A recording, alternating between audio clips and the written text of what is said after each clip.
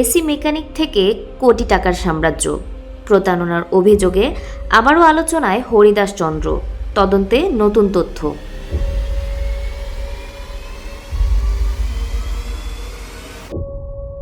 একসময় AC mechanic ও সবজি বিক্রেতা হিসেবে জীবন শুরু করেছিলেন হরিদাস চন্দ্র তরণী দাস। পরে নিজেকে কখনো প্রধানমন্ত্রীর প্রোটোকল অফিসার, কখনো মন্ত্রীর এপিএস, আবার কখনো প্রভাবশালী ব্যক্তিদের ঘনিষ্ঠ সহযোগী পরিচয় দিয়ে সরকারি চাকরি, বদলি, টেন্ডার পাইয়ে দেওয়ার আশ্বাসে কোটি কোটি টাকা হাতিয়ে নেওয়ার অভিযোগ ওঠে তার বিরুদ্ধে। ভারতের এজেন্ট আমরা আঙ্গুর এলাকার তো মেরে ধরে লেগেছে, কারণ আমরা ওই হের উপর খুশি কি পাইমু কইছে গলা পোলার চাকরি দিম, এই কথা কইয়া এই 7 লাখ টাকা ফুরাইয়া 1 লাখ টাকা আগাও দূর লাগছে। আর এই 1 লাখ টাকা যে দিছি 5 কাঠা জমিন রেহান দিয়া পরে হেরে 1 লাখ টাকা দিছি, 7 লাখ টাকা ফুরাইছে, যে 7 লাখ টাকা দূর লাগবে চাকরি। এই পুলিশে অ্যাপার্টমেন্ট কার্ড বাড়াইলে পরে আর 6 লাখ টাকা আমার টেনতে নিব কথা। বর্তমানে মানি লন্ডারিং মামলায় তাকে গ্রেফতার করে জিজ্ঞাসাবাদ করছে সিআইডি। তদন্ত সংশ্লিষ্ট সূত্র জানায়, প্রতারণার মাধ্যমে অর্জিত অর্থ দিয়ে ময়মনসিংহের ফুলবাড়িয়া উপজেলার বালাশ্বর বালিয়ান এলাকায়, যেখানে তার শ্বশুর বাড়ি, সেখানে তিনি Paris swimming pool entertainment park নামে একটি বিলাসবহুল রিসোর্ট গড়ে তোলেন।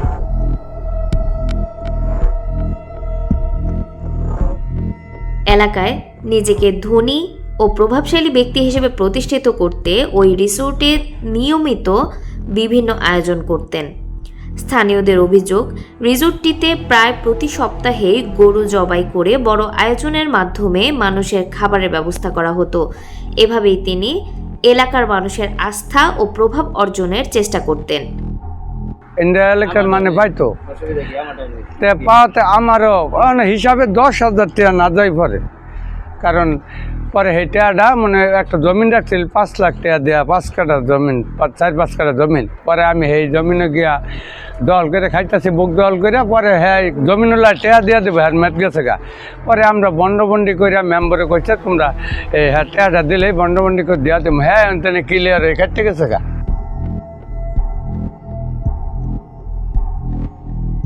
এলাকাবাসীর আরও অভিযোগ, হরিদাস চন্দ্র বিভিন্ন সময়ে বালাশ্বর বালিয়ান এলাকার অনেক দরিদ্র ও সাধারণ মানুষের কাছ থেকে ব্যবসা, বিনিয়োগ কিংবা বিভিন্ন সুবিধা দেওয়ার আশ্বাসে টাকা নেন। তার বিরুদ্ধে প্রতারণার শিকার হওয়ার অভিযোগ এখনো অনেকের মুখেই শোনা যায়।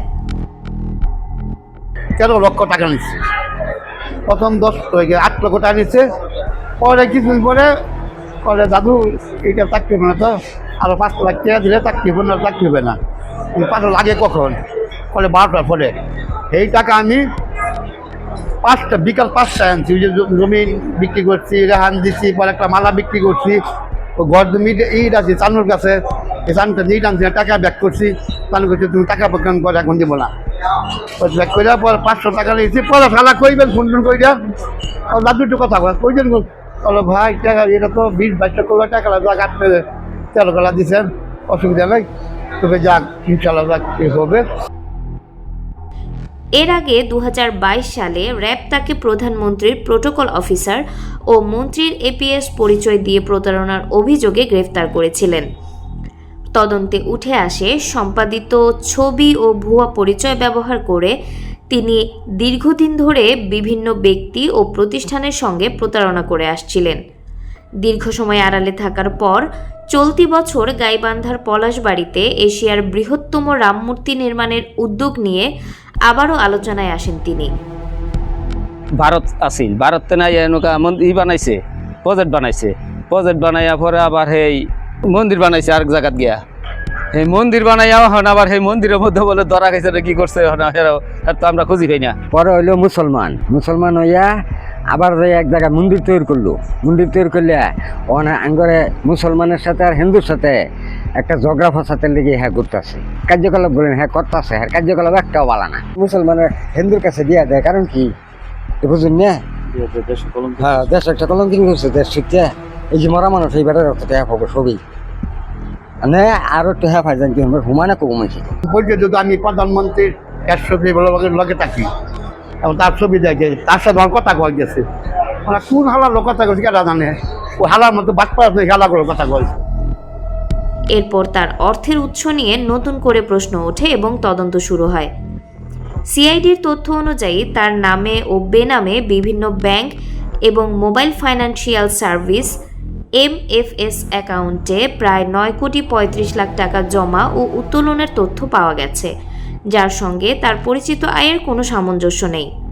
তবে আদালতে হরিদাস চন্দ্র নিজের বিরুদ্ধে আনা অভিযোগ অস্বীকার করে বলেন, আমি একজন কৃষক ছিলাম, এখন মন্দির পরিচালনা করি। ভক্তদের দেওয়া টাকা যদি অন্যায় কাজে ব্যবহার করে থাকি তাহলে তার তদন্ত করা হোক।